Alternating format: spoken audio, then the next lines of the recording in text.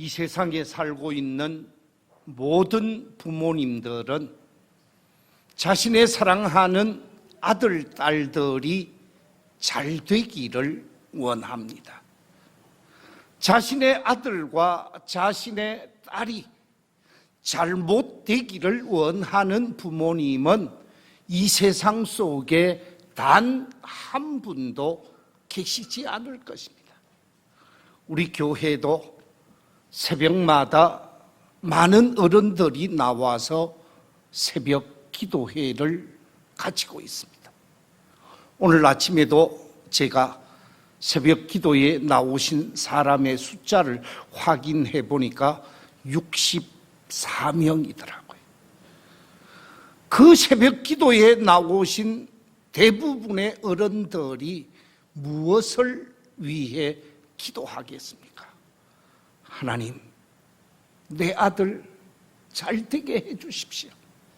하나님, 내 딸의 가정을 복되게 해 주십시오.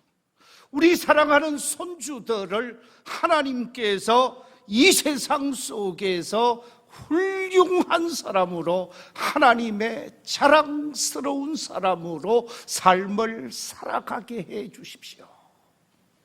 하나님 앞에 간절히 기도하는 것이 자녀들을 위하여, 자녀들이 잘 되기를 위하여 기도하고 있는 것을 보게 되어집니다. 그렇습니다.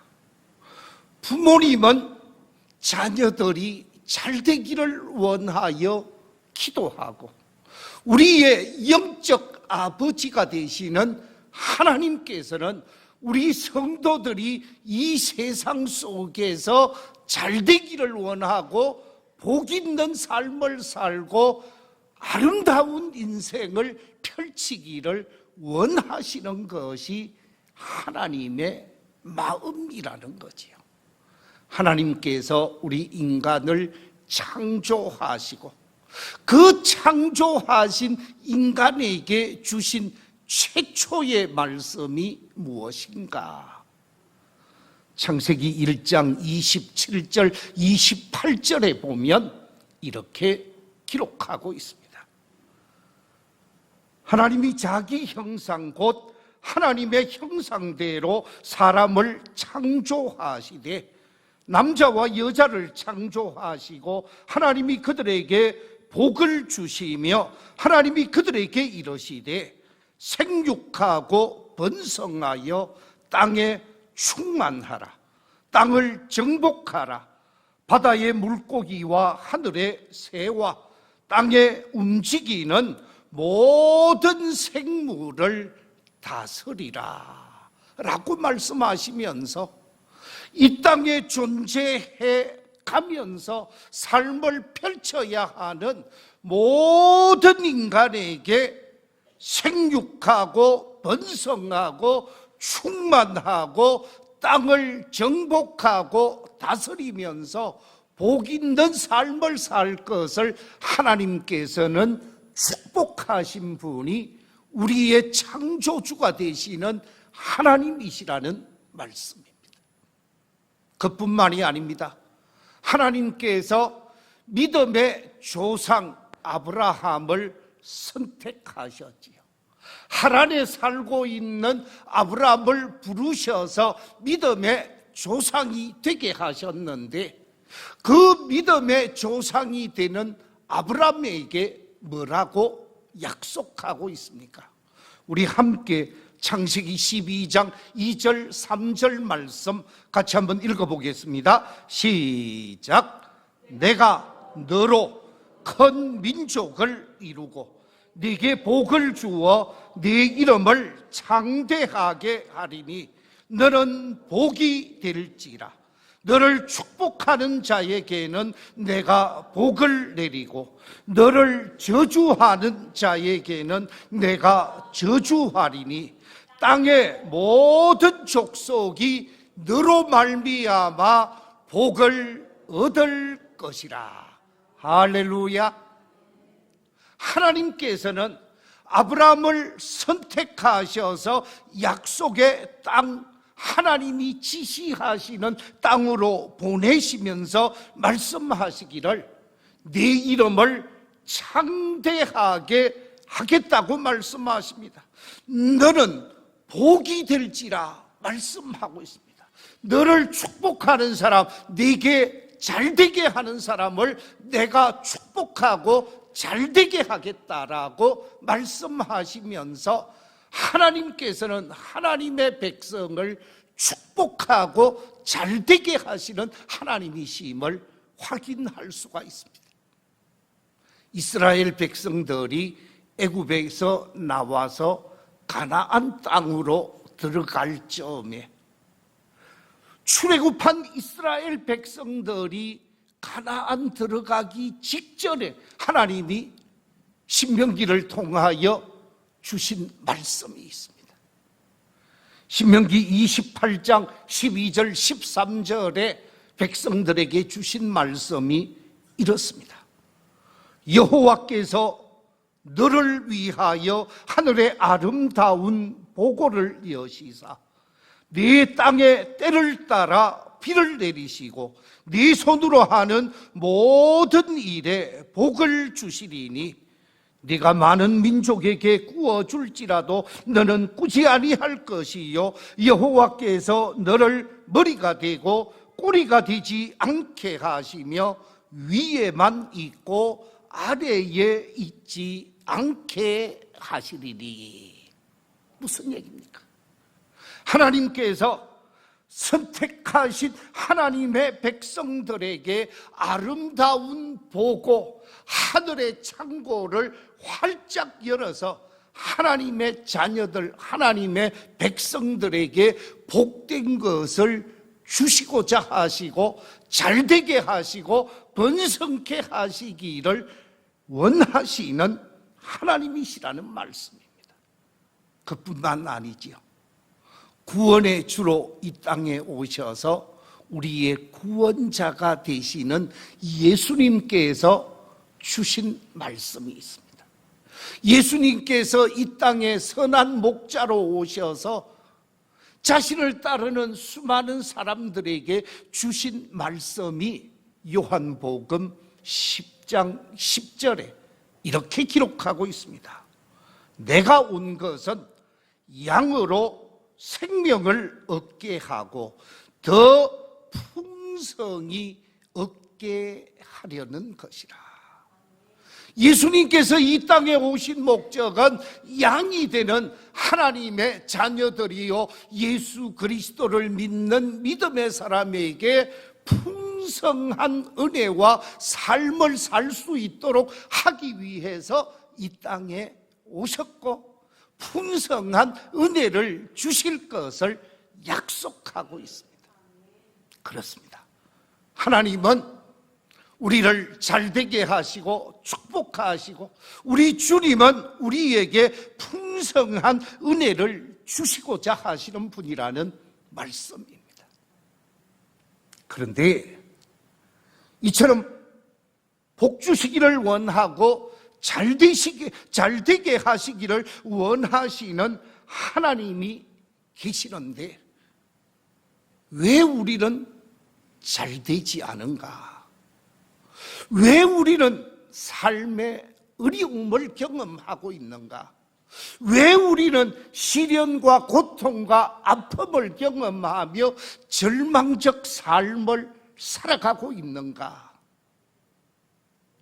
왜 내가 잘못되어지는가? 라고 하는 부분에 있어서 우리는 퀘스천 마크를 붙일 수밖에 없습니다.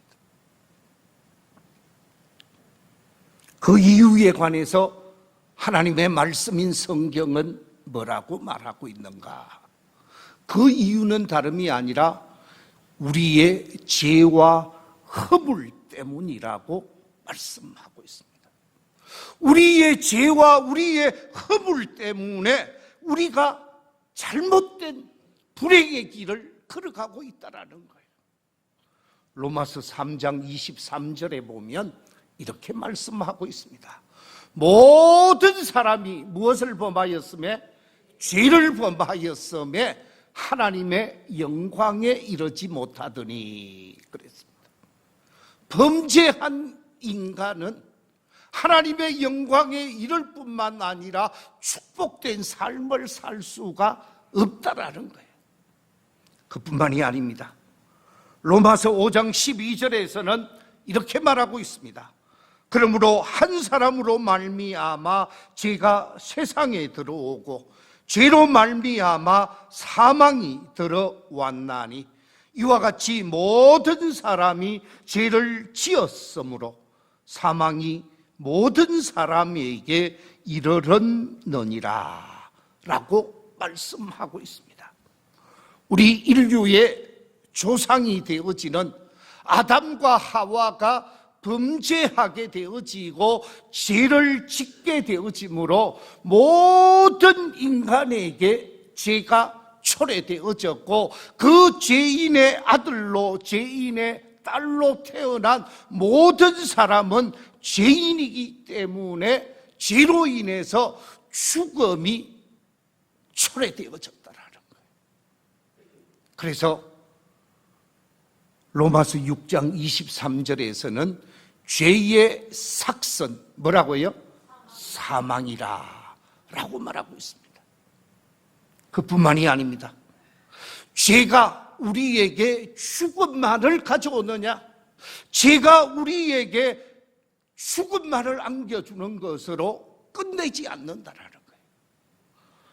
로마서에 기록되어진 이 죄의 싹선 사망이라는 말씀과 함께 이사야서에 보면 이사야 59장 2절에서 이렇게 말하고 있습니다.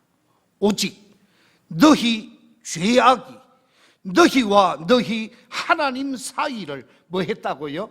갈라 놓았고 너희 죄가 그의 얼굴을 가리어서 너희에게서 듣지 않으시게 함이니라. 우리의 죄와 우리의 허물이 하나님과 우리 사이에 막이 되어지고, 아니 막이 아니라 완전히 벽이 되어져서 우리가 여기서 아무리 하나님을 향하여 부르짖고 은혜를 구하고 도움을 요청해도 죄의 벽이 가로막아서 하나님의 은혜, 하나님의 사랑, 하나님의 복을 누리지 못하게 되어졌음을 말씀하고 있습니다. 하나님과 우리를 완전히 갈라놓았다라는 거예요. 그렇습니다. 죄는 갈라놓는 성질이 있습니다. 사람과 사람을 나누어지게 합니다. 민족과 민족도 나누어지게 합니다. 나누어지게 하고 깨어지게 하고 불행하게 만드는 것이 죄라는 말씀입니다. 이처럼 죄는 멀어지게 하고 관계가 단절되게 하는 것이죠. 예레미야 5장 24절 이하 25절에서 이렇게 말하고 있습니다. 또 너희 마음으로 우리에게 이른 비와 늦은 비를 때를 따라 주시며 우리를 위하여 추수기한을 정하시는 우리 하나님 여호와를 경외하자 말하지도 아니하니 너희 허물이 이러한 일들을 물리쳤고 너희 죄가 너희로부터 좋은 것을 뭐 했다고요? 막았느니라. 우리에게 좋은 것이 와야 되는데 그 좋은 것들을 죄가 다 차단했다라는 거예요. 하나님을 향하여 하나님의 은혜를 구하고 하나님의 도움을 구해야 하는데 그 하나님을 향하여 찾지 못하도록 벽이 되어져서 하나님을 멀리하게 하는 것이 죄와 허물이라는 말씀입니다. 그래서 우리 인간은 마지막 결과가 히브리서 9장 27절에서 말씀하고 있는 것처럼 한 번 죽는 것은 사람에게 정해진 것이고 그 후에는 뭐가 있다고요? 심판이 있을 수밖에 없게 되어졌습니다. 죄로 인해 죽을 수밖에 없고 죄로 인해 심판의 대상이 되어진 것이 우리의 현실이라는 거죠. 그렇습니다. 하나님의 영광에 이를 수 없게 되어진 존재요, 사망에 이르게 되어진 존재요, 하나님과 완전히 갈라서게 되어진 존재요, 축복이 우리를 향하여 다가오지 못하도록 죄에 완전히 둘러싸여 있는 존재.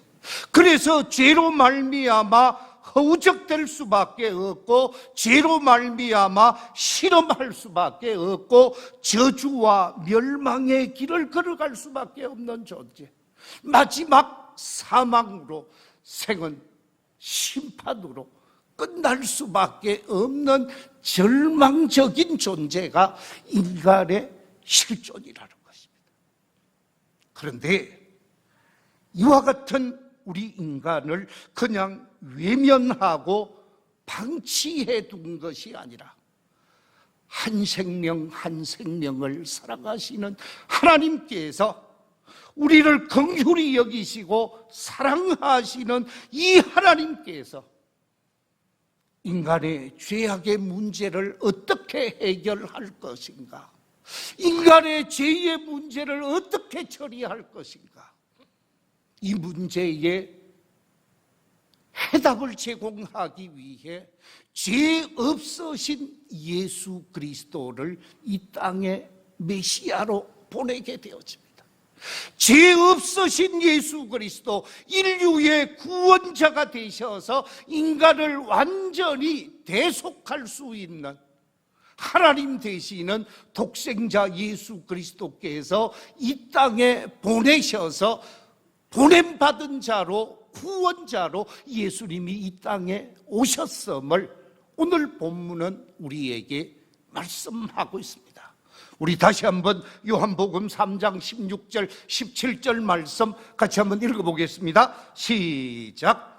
하나님이 세상을 이처럼 사랑하사 독생자를 주셨으니 이는 그를 믿는 자마다 멸망하지 않고 영생을 얻게 하려 하심이라. 하나님이 그 아들을 세상에 보내신 것은 세상을 심판하려 하심이 아니요 그로 말미암아 세상이 구원을 받게 하려 하심이라. 아멘. 그렇습니다. 절망적 삶을 살아가고 있는 우리 인간에게 구원의 길, 영생의 길, 죄악의 모든 문제를 해결하기 위하여 예수 그리스도를 이 땅에 구원자로, 메시아로 보내셔서 우리가 지은 죄값을 다 걸머지게 하셨습니다. 십자가에 달려 죽게 하셔서 피 흘리게 하심으로 우리의 죄와 우리의 허물을 다 씻게 하신 분이 하나님이시요 예수 그리스도이십니다. 여기서 사진을 한 장 보여드리겠습니다. 저 사진은 무슨 사진이지요? 무슨 대교요? 영도대교 안 갔다 오신 분이 있나요? 아마 다 보셨을 거예요. 엄청난 대교지요. 옛날과 비교할 수 없을 정도로 대단한 다리입니다. 그런데 지금도 배가 지나가게 되어지면 다리를 어떻게 해요? 올리게 되어집니다. 배가 다 지나고 나면 내려서 차가 통행하게 되어지고 또한 사람도 오가게 하게 되어집니다. 그런데 이처럼 올렸다 내렸다 하는 개폐식 다리, 이 다리가 우리나라에만 있느냐? 그렇지 않습니다. 정말로 멋진 다리가 영국에 있는데요, 영국의 런던 타워 브릿지, 이 런던 타워 브릿지는 대단한 다리예요. 배가 지나가게 되어지면 다리를 쫙 들어 올리고, 다리를 들어 올렸다가 배가 다 지나가게 되어지면 다시 원상복구시켜서 모든 사람과 기차와 차들이 오고 가게 하는 대단한 다리임을 확인할 수가 있습니다. 자, 이와 같이 미국의 밀워키라는 도시에 도시와 도시 사이 이 중간에 강이 흐르고 있었는데 이 강에 바로 개폐식 철로가 있었습니다. 그러니까 배가 지나가게 되어지면 올리게 되어지고 기차가 지나가게 되어지면 내려서 기차를 지나가게 했다는 것이죠. 이 개폐식 다리를 조종하고 있었던 간수가 있었습니다. 이 간수가 철도 공무원으로서 간수로서 역할을 하게 되어지는데 어느 날 아내가 10살 먹은 꼬마를 데리고 도시락을 준비해서 남편에게 찾아왔습니다.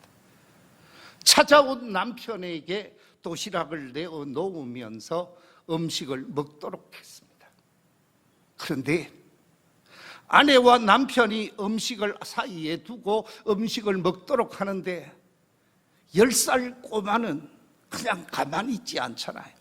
여기도 갔다가 저기도 갔다가 막 뛰어다니는 것이 건강한 모습의 현실이죠. 음식을 먹고 있는데 전화가 옵니다.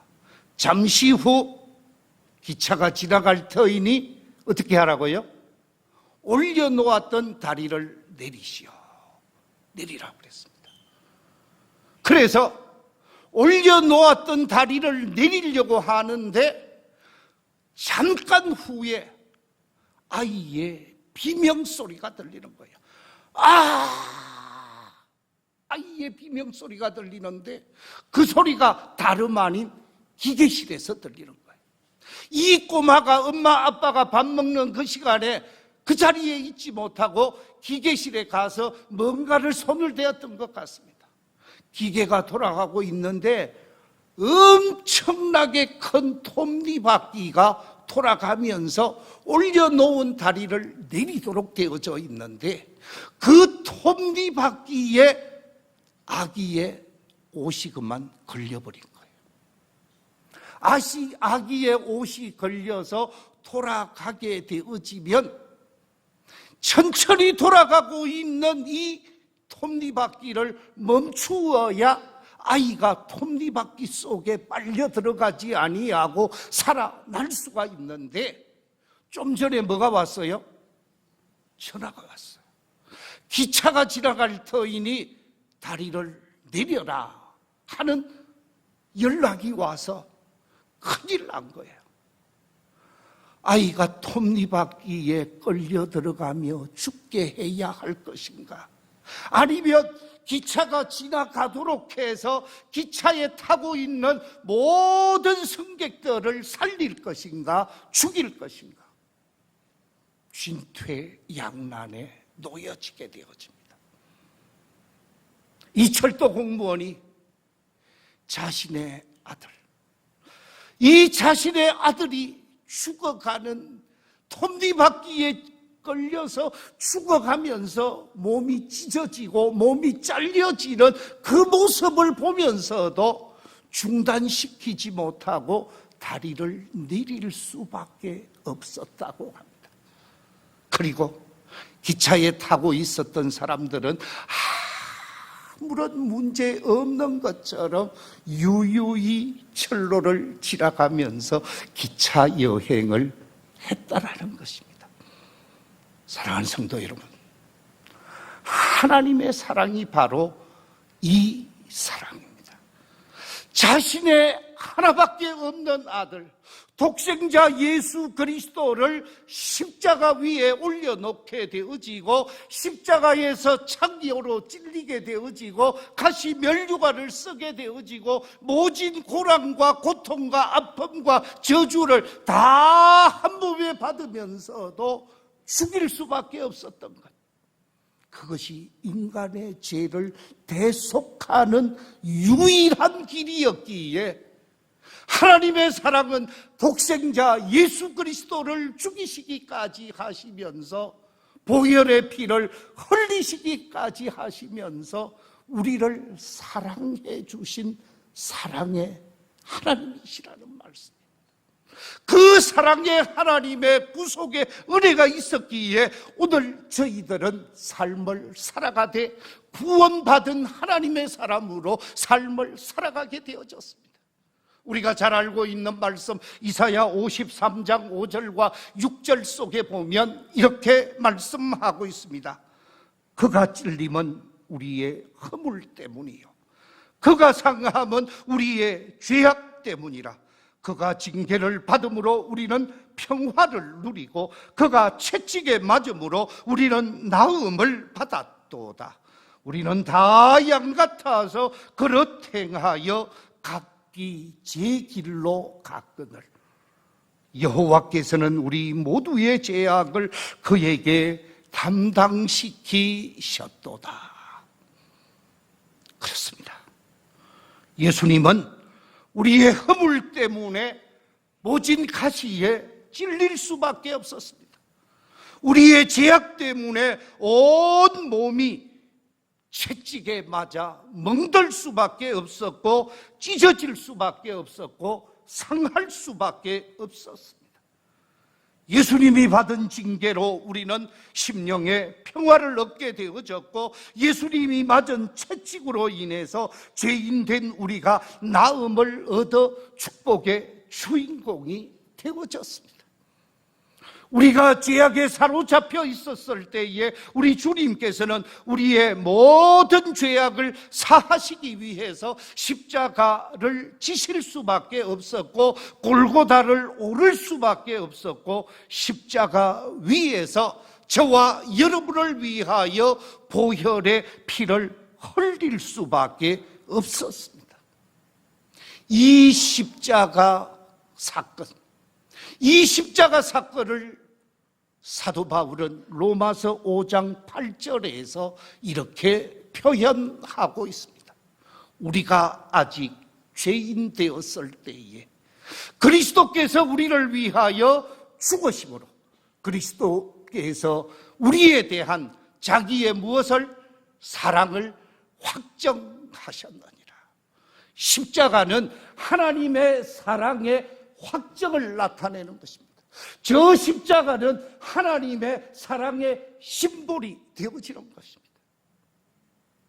하나님의 사랑이 있었기에 우리가 구속함을 입었고 하나님의 사랑이 있었기에 예수 그리스도를 통한 새 사람으로 삶을 살게 되어졌습니다. 그래서 성경은 강조하고 있습니다.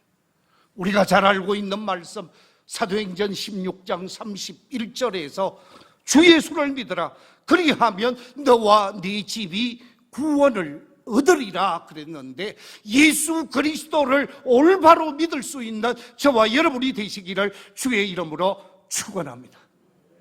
요한복음 1장 12절에서는 이렇게 말씀하고 있습니다. 영접하는 자 곧 그 이름을 믿는 자들에게는 하나님의 자녀가 되는 뭘 주었다고요? 권세를 주셨으니. 정말 예수 그리스도를 내 마음 중심에 온전히 모셔드려서 하나님의 자녀의 권세로 세상을 이기고 마귀를 이기고 절망 속에서도 소망 가운데 삶을 살아갈 수 있는 모든 성도들이 되시기를 주의 이름으로 축원합니다. 요한복음 5장 24절에서는 이렇게 말씀하고 있습니다.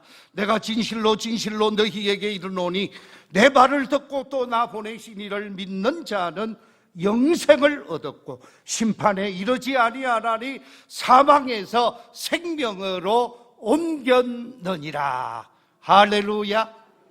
사망에서 생명으로 옮김 받은 사람, 그 사람이 믿음의 길을 걸어가고 있는 저와 여러분들인 줄로 믿습니다.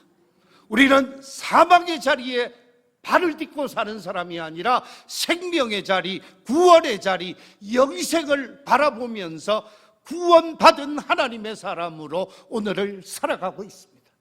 우리 모든 성도들에게 이와 같은 하나님의 풍성한 은혜가 있기를 주의 이름으로 축원합니다. 그렇습니다.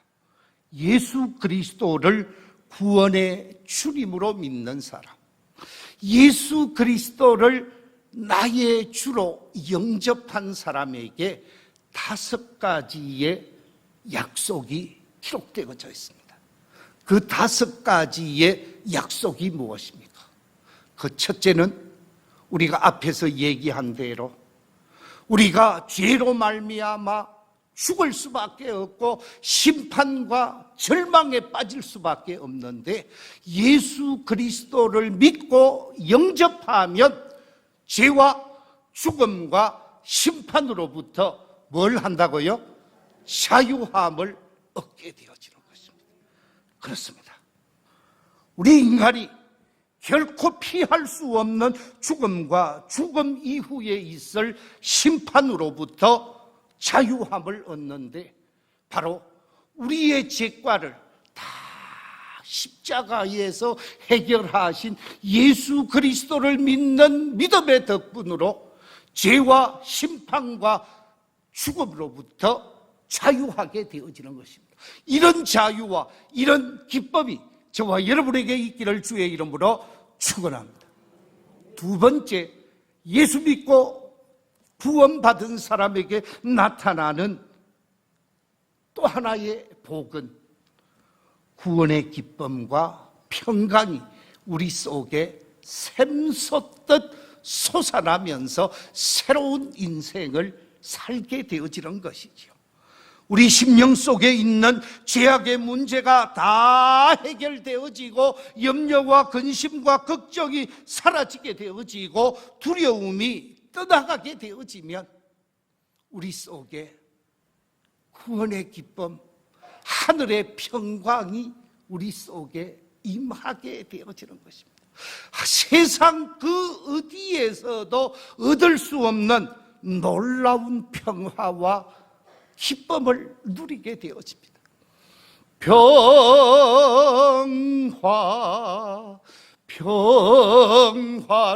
평화로다 하늘 위에서 내려오네.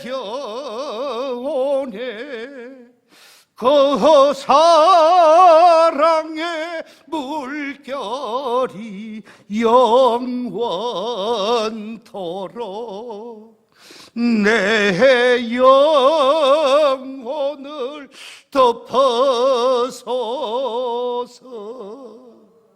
이런 평화, 이런 은혜가 우리의 심령 속에 차고 넘치게 되시기를 주의 이름으로 축원합니다.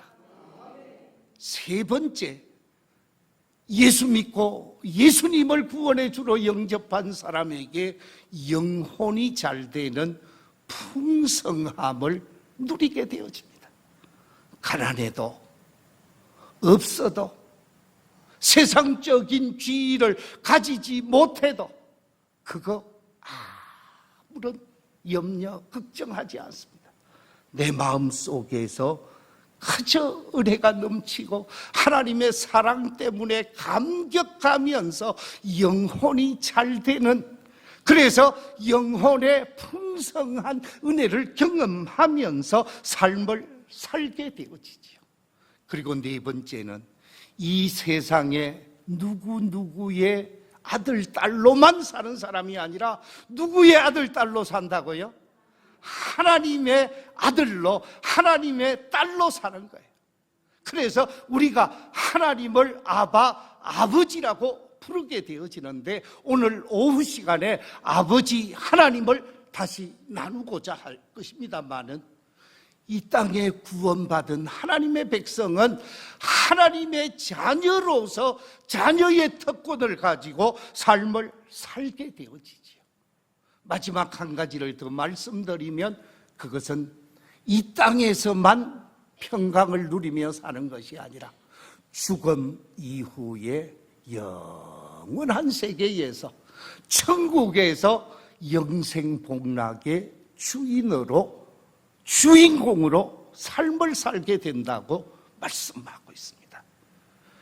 이 시간 하나님 앞에 나와 예배하는 우리 모든 믿음의 가족들, 오랜만에 하나님의 전으로 나와서 예배하는 우리 믿음의 가족들, 정말 하나님의 이 사랑 바로 알고 하나님의 이 사랑에 믿음으로 응답하면서 복된 성도로 구원받은 하나님의 자녀로 은총 입은 자로 삶을 살아가게 되시기를 주의 이름으로 축원합니다.